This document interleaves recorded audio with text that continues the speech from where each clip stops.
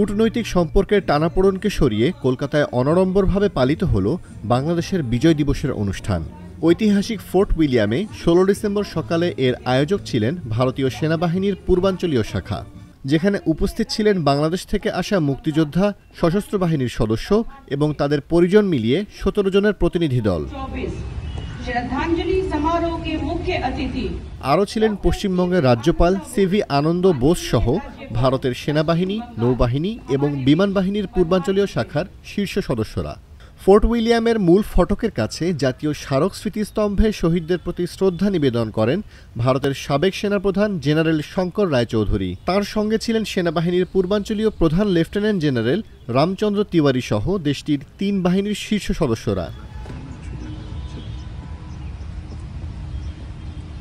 বাংলাদেশের প্রতিনিধি দলের পক্ষে শহীদ স্মৃতিতে ফুলের শ্রদ্ধা জানান অবসরপ্রাপ্ত মেজর জেনারেল আব্দুস সালাম চৌধুরী এবং ব্রিগেডিয়ার জেনারেল আমিনুর রহমান।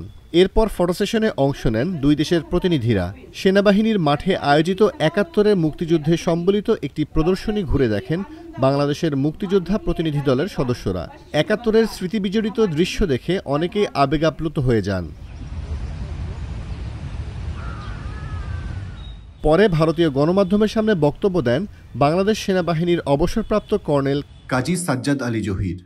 তিনি বলেন, ভারত ও বাংলাদেশ আমাদের দুই দেশের মধ্যে সবচেয়ে বড় শত্রু হচ্ছে দারিদ্রতা।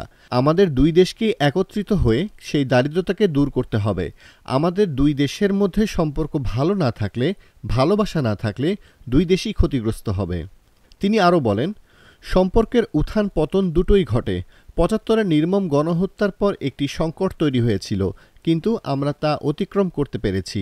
বাংলাদেশে অনেক সমস্যা হয়েছে, ভারতে অনেক পরিবর্তন এসেছে, কিন্তু তারপরও আমরা ভারতের সঙ্গে বন্ধুত্ব বজায় রেখেছি।